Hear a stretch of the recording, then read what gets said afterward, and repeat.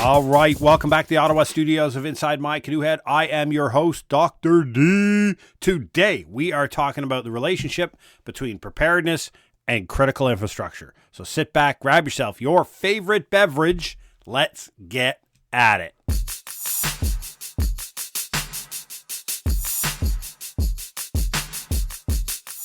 Nothing like a good beat to start off your Monday morning. Thanks again for joining us here at Inside My Canoe Head. Listen, we appreciate everybody's support for the ongoing efforts of the 10 weeks of practical preparedness. The first 3 weeks were really important. They were foundational. This week, we're stepping up the game and we're moving towards critical infrastructure. We're looking from you first. Now we're looking outward. Now we're gazing at the world around you, and we're going to talk about all the things that you're exposed to and the things can influence how you're choosing to rock an incredible life. And continue to give us your feedback at jeff@preparednesslabs.ca or drop across any one of our social media feeds and give us a like, subscribe, all that. DM me, whatever you want to do. We love your feedback. Keep it coming. So we start off every piece that we talk about in individual emergency preparedness, household preparedness, and community resilience is all about accepting personal responsibility for your outcomes. Sometimes I sound like a broken record, but I need to return to first principles and remind those new listeners who are just joining us, who have stumbled upon this episode, have not listened to the 220 odd previous episodes in this podcast. They're interested in emergency preparedness. They want to know what this guy's got to think about. Well, number one is personal responsibility. If you don't accept responsibility for your outcomes, if you're an individual that believes it is somebody else's responsibility to save me, to take care of me, to house me, feed me, and water me when life gives me a punch upside the head, we're here to tell you that you're probably setting yourself up for failure because nobody's coming to help you. The average ratio of first responders to individuals in a major city is something like 5,500 to 1. And are you luckily going to be that one? The odds are not stacked in your favor. The idea being is you're going to build a prepared life. You are going to adopt a prepared life. You are going to go pursue your dreams. Rock an incredible life. Chase what you want to be because you've wrapped yourself in a blanket of preparedness, allowing you to go. That's what it's all about. So the first 3 weeks, we grounded in what I refer to as your trifecta of preparedness plans. Now, if you sit back and you were to grab a whiteboard or grab a pen or something and write down every risk and thing that you're exposed to, how many possible scenarios would you come up with, right? If you just think about it, earthquake, fire, industrial accident, we could go on, right? Floods, tornadoes, winter storms. My friends in Cape Breton, well over 100 plus centimeters of snow in one night. I tell you, okay? And it's still going to snow until Tuesday. These are all things that can happen to you. And if you attempt to come up with a scenario-based planning, right? If you're going to sit down and say, okay, I'm going to look at everything that could possibly happen to me, and then I'm going to come up with a rational plan for each one of those. Now you're going to have to write and develop 15, 20, 25 different plans and try to keep them up to date. Preparedness will begin to consume your life. If preparedness is consuming your life, if you're thinking about it all the time, my friends, you're doing it wrong. It's not meant to be that way. So we use a trifecta of preparedness plans here at Inside My Canoe Head and our parent company, Preparedness Labs Incorporated. And if you think about preparedness as a spectrum of all the things that could happen to you in life as a spectrum, on one end, you have the most likely, but the least dangerous. At the other end, you have the least likely, but the most dangerous. And that is your spectrum of events that could occur.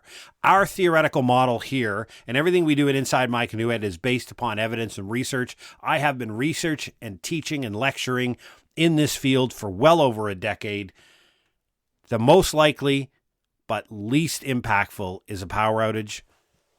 And the most dangerous and least likely is an evacuation. And if you plan for the ends of the spectrum, by default, you will be ready to navigate whatever other exogenous shock happens to you. So by sitting down, looking at saying, hey, listen, I don't control much in the world. I control what I say and what I do, and that's pretty much it. The rest of things are just happen around me. And as things happen around me, they can impact me, right? But if I'm ready for the worst and the easiest along a spectrum, I'm good to go. I literally, for exogenous shocks, for disasters and emergencies, I have 2 plans, and that's good enough. The other one in your trifecta of plans is the part that never gets enough discussion in emergency management and emergency preparedness, is the loss of income. If you are a family that primarily relies on one main source of income, think about the immediate loss of that. If whomever earns that income gets fired tomorrow, or the business burns down, right? The disaster, wildfire could have missed your house, but burnt your spouse's business down. And now there's no money. Like, there's no income as of today. What does your world look like when that happens to you? That is as impactful and as scary and as uncertain and as terrifying as a wildfire taking your house. And so we include it in the trifecta of preparedness plans. So if you take the time and effort, no money, this preparedness has nothing to do with money. If somebody's trying to sell you an item to buy and that the item you're going to buy is going to make you more prepared, I'm here to tell you that's likely not going to be the outcome. Preparedness is free, but it takes time and effort to plan. And so through the trifecta of preparedness plans, you set yourself up for success, right? So once we move beyond that, how do we understand what we need to be prepared for? Other than your trifecta of preparedness plans, how do we understand? Well, we all live in a technologically enabled and modern connected society, right? We have this amazing network of systems that work in the background that we just automatically believe that will work when we get up this morning. When I got up this morning, I assumed that the cell network was still running, that the power network was still running, that the transit system was open, that the roads weren't closed. I assumed that the banking system was operational. I assumed that the food system would be up and running, that the healthcare system is I assumed all of these modern systems will be up and running, and we make that assumption every day. Every plan that you make during the day and what you intend to do in the future all makes that rational, and it is a rational assumption that our modern connected, technologically enabled society will continue to run, right? Absolutely. It'll work, no issues, no problem. But when it doesn't, that can cause a significant impact on how you intend to live your life. So here at Inside My Canoe Head, we use sectors of critical infrastructure. Now, critical infrastructure are those publicly or private sectorally run elements of society that run systems that keep everything up and running. And there are 10 sectors of critical infrastructure here in Canada. In the United States of America, FEMA has classified them into 16. You'll hear in some circles, the nomenclature is changing in some places over to lifelines. You can probably read between the lines of what I think of that. But anyhow, in Canada, and we're going to use this as an example because it'll encompass everything, however it's organized where you live, there are 10 sectors of critical infrastructure. Think about them as legs. So if you can close your eyes for a minute, not while you're driving if you're listening to me, but close your eyes and think about a table, your kitchen table, right? So society sits up on top of that table. That's everything you see and do in the modern, functioning, awesome, incredible urban or suburban environment that you live in. That's sitting on top of the table, rocking life, having a great time. There are 10 legs underneath that table. And those legs are your sectors of critical infrastructure. Each one is a different size because each one has a different influence on how that city runs, but each one is important for that city to run. And those are the legs we're talking about in critical infrastructure. And so I'll quickly go through them here, and then we're going to go through them in a bit of detail. So you have energy and utilities, the finance sector, the food, transportation, the government sector, information and communication technology sector, health, water, safety, and manufacturing. So those are your 10 sectors of critical infrastructure, and each one of those support society in a certain way. And I'll give you a bit of a breakdown on each one here. So when you think about your energy and electricity, or energy and utilities sector of critical infrastructure, each one of these sectors has a number of elements. So for critical infrastructure for energy and utilities, we think about the electrical power grid. Minorly important, right? We think about access to natural gas and distribution. We think about access to propane. And then we think about diesel generation and other diesel powered activities, right? So these are all things that provide you the power that runs in your house or the utilities that you use to run your house. So I heat my house and my hot water with natural gas, okay? I have an electrical grid because I'm up and running and I use a lot of power. I'm using the power right now to record this podcast. The next thing we talk about is the critical infrastructure sector of finance. So if you think about it, this is all of your banking sector. This is all your accounts, all your investment accounts, the access to online financial services. If you think about how you interact with your bank 20 years ago, it was all done in person at the teller. There are people today that will never visit a physical bank in their entire life, right? There just will be no logical reason for them to do that. So this is the online financial services. The next one is point of sale systems. Point of sale systems are those things that you tap at every store to use your card, your debit, your credit card, etc. to do. It's basically connecting the system between the company that says you owe them $300 for groceries, Moneris, says, okay, I'm going to go into your bank account. I'm going to take the $300. I'm going to turn around and hand the $300 to the grocery store for your groceries, right? So your point of sale system. And then reward programs. And this isn't important. People laugh when I talk about the element of reward programs in finance critical infrastructure sector. And people are like, yeah, whatever. No, listen, there are businesses and people here in Canada. You mess with Optimum, you erase people's Optimum account. And I tell you, look at Reddit and look at Twitter. You are roasted. You don't touch Optimum and Shoppers Drug Mart points here in Canada. Very, very important. So we look at the food sector. We're thinking about grocery stores. We're thinking about farmers markets and stands. We're thinking about restaurants and food delivery systems. When we look at the transportation sector, we're thinking about access to fuel for your car, if you have an internal combustion engine, the access to public transit, rail, air, maritime travel. And then we look at private ride hail or taxi services. So basically, the sector of transportation is how you move in society, other than by foot or by bicycle. When we look at government, we look at the financial supports directly to people. We look at the documentation requirements. You have licenses, passports, and things that require government relationship to access. At the municipal level, you have refuse, garbage collection, and you have snow plowing. And then you have access to facilities, whether it be community centers, recreation centers, city halls, libraries. These are all facilities that are offered to you by the government. If you look at information and communication technology, very important. The internet. Access to the internet is pretty important in today's modern technologically enabled society.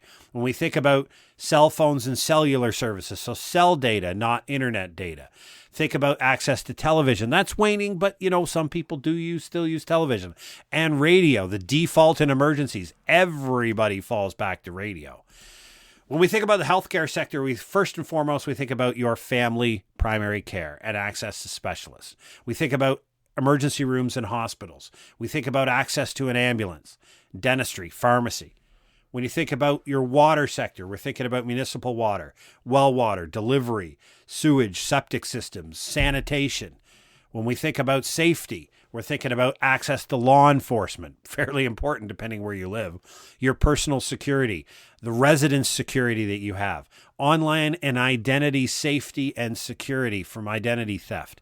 And the last one, manufacturing, we're talking about access to retail stores. We're talking about repair services. We're talking about fulfillment centers, which are huge in today's distributed commerce network. And we're talking about the source manufacturing plants for goods. So if you think about that, those are 10 sectors of critical infrastructure and 40 elements of critical infrastructure. So you think through that list I just ran through. And we're here to tell you, one of our premises and the foundation of what we do here at Inside My Canoe Head is that is a lens through which you assess your preparedness. It is a way to measure the level of risk to which you are exposed to on a daily and regular basis. What is your risk? What risk do you face when you got up this morning? What risks are you just knowingly or unknowingly, acknowledging or unacknowledgeable, exposed to? The risks that you face every day when you get up in a modern and technologically enabled society. What is that risk profile for you, and what is the impact of it? And so by looking at it through the lens of critical infrastructure, we first got to understand what is risk, right? So the discussion about risk is always grounded in the most simplest of explanations, which is risk is always the potential for an event to occur and the impact against you. And think of it as a multiplication question. So it has two parts. What could possibly go wrong? What could you lose access? So if you were looking at the lens of critical infrastructure, we measure risk by looking at what could I lose access to and what is the impact of? And that's a great way to look at risk. Now, risk is very, very personally assessed, right? And countries have different levels of risk. Corporations have different level of risk. And there are entire risk management professionals out there who do nothing but assess, measure, and record risk. But from a simplistic perspective, right? Each one of us have a different level of tolerance for risk, right? It's all about your self-efficacy and your self-confidence. Your belief in yourself and your belief in your ability to handle uncertainty and your ability to navigate exogenous shocks that happens on a moment's notice. How confident and comfortable, because those are two different things, how confident and comfortable are you with uncertainty? Not knowing what's going to happen and not having thought through what could possibly happen, some people are perfectly fine with that. Listen, they roll the dice. They live large. They live today. They don't worry about tomorrow. But most people are not like that. Most people don't like uncertainty. Most people have a bit of apprehension when it comes to risk. And so because of that, they take measures. They buy insurance. They avoid certain behaviors that have a higher degree of risk. Some people won't bungee jump, right? The risk of dying is not zero. It's fairly well controlled, and in most places around the world, the industry is fairly well regulated. But the possibility of dying is not zero. Some people will avoid bungee jumping. Some people will bungee jump tomorrow at a place without doing research into their history. Some people will go for a tandem skydive. Some people won't get anywhere near that, right? Some people are so risk apprehensive when it comes to flying, they only fly with a certain airlines and they check the type of airplane that they're flying on and look at the history of that airplane before they decide whether to purchase that ticket. That's literally the spectrum of risk. So risk is very, very personal. So you have to understand your personal frame when you're assessing your risk, right? And it's not right or wrong. This is not a question of whether you have a good amount of risk or a bad amount of risk. It's just you. It's who you are. This is why preparedness is so personal. This is why a downloadable PDF ain't gonna work. Taking somebody saying, do these 10 things, buy these 10 things, stock up on this. All of that crap that you see in the internet doesn't work because you are not them. Right? It won't work for you because you are not them. Your risk profile is different. You're tolerant uncertainty. And as we like to do here at Inside My Canoe Head, and we use this critical infrastructure, it's all about your exposure to and your dependency on that builds your personal risk profile, right? Imagine that. If you had up on the wall your current risk profile, and this is what we're going to do in the end of the week episode, we're going to take you through a very detailed way of creating your own personal risk profile based upon red, yellow, green lights, and that so you're able to look at it and then you're able to take action and assessment. Today is just all about you understanding that our methodology for understanding risk and therefore building a preparedness plan to mitigate that risk is all based upon the sectors of critical infrastructure and your exposure to them which means how often do I use them? How often does their availability impact my life? And your dependency on how critical are these elements, the elements and the sectors of critical infrastructure to me operating my life the way I want to, right? Because there's no correct way to live your life. You're choosing to live your life. You want to live in suburbia, have 2 cars, drive EVs, or you want to live in a downtown core in a condo, walk and take public transit everywhere. Like, there's no right or wrong. It's how you're choosing to live your life. Because remember, if you're listening to this podcast in a democracy, right? Let's just take Canada, the United States. You have the freedom to live where you want, which means you're choosing to live in the location you're in now. You're choosing to live in the type of housing you're living now. And by making that choice, you are assuming risks voluntarily. Looking at critical infrastructure is a methodology for laying out those risks, right? There are certain benefits too, but there are risks assumed when you decide to live in high density housing, right? So if you live in a condo building or an apartment building, there are risks associated with that you voluntarily accepted when you made the determination that this is where I want to live, right? Because not all apartment buildings are the same, my friends. Not all buildings are the same. Not all neighborhoods are the same. You made this voluntary choice. We're here to help you understand that risk. So we basically consider everything that you're going to do into 3 risk categories. Again, there are peoples with master's degree on risk management. I'm talking about you, your family, and your community building resilience. We're talking about acceptable risk because there's no such thing as no risk. There's no risk. And I'll give you one example. I did this assessment with an individual. It's one of the services we offer at our parent company, Preparedness Labs Incorporated, is private risk assessment and private preparedness planning. The one individual, I said, okay, let's talk about public transit. And he laughed. He laughed because he's doing well in life. He hasn't been on public transit in, 10 or 15 years. He wouldn't even know how to access public transit. His choice in the morning is which car. And I said, okay, well, that's fine. So you have very little dependency on public transit. But what happens when it's not available?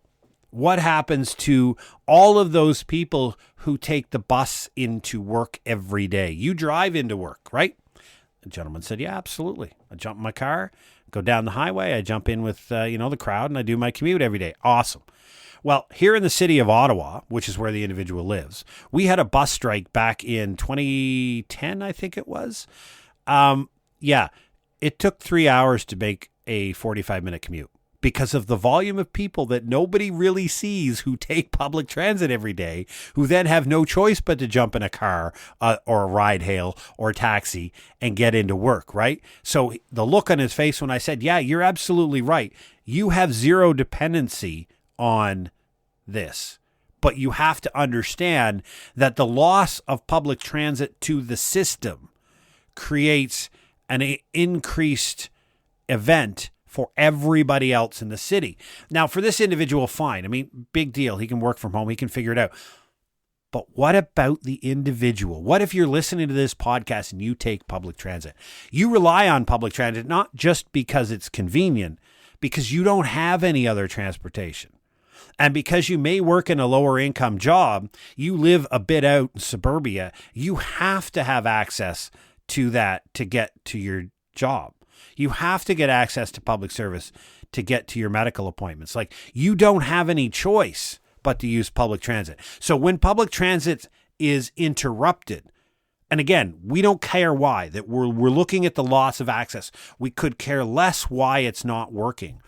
That's incredibly impactful. And if you live like a lot of people do today, day to day, paycheck to paycheck, and there's not a lot of money left at the end of the month, and I take away a week's worth of wages because of a shutdown of public transit, that can put people in some pretty difficult situations. So something as simple as loss of access to public transit can be impactful, especially imagine if you're in a major city like Toronto and all of the nightmare problems they have with transit and access to transit, and I take the TTC offline for a week, right? Who cares why? Strike, shuts down, cyber attack. It doesn't matter why. And I take the TTC offline for a week. think of the impact on everybody else's life who have absolutely nothing to do with the TTC, right? That's the point of looking at critical infrastructure. That's the point of going through the 10 sectors of critical infrastructure and the elements that I mentioned, and there are dozens of other elements that constitute that. We do that, not a problem. We are good to go. You build, you understand your risk. And I think the big part of what we're trying to get across today is using critical infrastructure as the theoretical lens or the lens through which you look. What that does is it allows you to build that risk profile that we're going to talk about at the end of the week. With that risk profile, you're now informed. You are now perfectly in a position where you can have the choice to do absolutely nothing and carry on with your life and have a great time. That's awesome. Good. But you're informed. And all that we ever ask for in life is we have the ability to make informed decisions, right? You hear that all the time, and it's true. It's impactful. It's important. We want to make informed decisions about our future.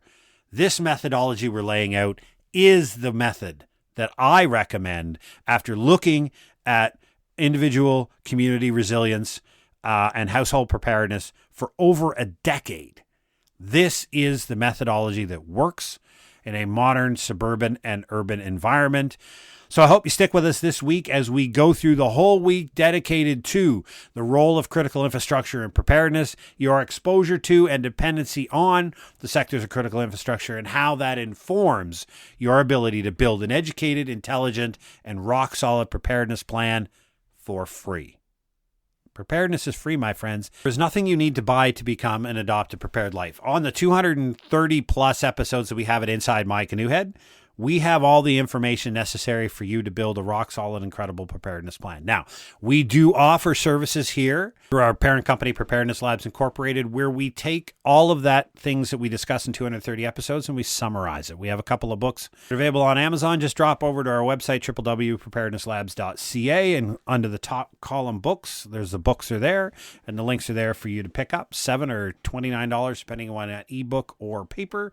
And then we have a individual preparedness course called Adopt a Prepared Life. This is a video course that walks you through in detail with a accompanying workbook that you fill out as you go that takes you through this. This is your gatekeeper into the world of preparedness. That is available on the Preparedness Labs website as well. So your preparedness is free. We offer you all the information. If you're looking for a rapid summation of where to go, that's available on preparednesslabs.ca. If you have any comments about this podcast or anything you'd like to hear or hear more of or hear less of, feel free to drop us a line at jeff@preparednesslabs.ca. There's a contact form on our website, preparednesslabs.ca, that'll just send me an email. Or if you go to my insidemycanoehead.ca website, you just press on the Jeff@preparednesslabs there, and it will send me an email, and you can tell me exactly what you think. Good, bad, or indifferent. We get feedback of all different types. And if you like this podcast, I have one favor to ask, that you go on Apple Podcasts and you give us a review, an honest review. Right? It's that old thing. If you love us, give us 5 stars. If you don't, give us an email and don't leave a bad review. But whatever. Freedom of life. You're free to do whatever you choose to do. Right? And so drop over to insidemycanoehead.ca. There's a bunch of stuff there. You're on week 4 of the 10 weeks of practical preparedness here at Inside My Canoe Head. So thank you very much for joining us. We hope you have a fantastic, incredible week. And that if you're buried under snow, that you find the effort of necessary to dig yourself out. And if you're sitting on the beach laughing at all of us that live in Snowmageddon, well, life's full of choices, isn't it? Well, stay safe and take care.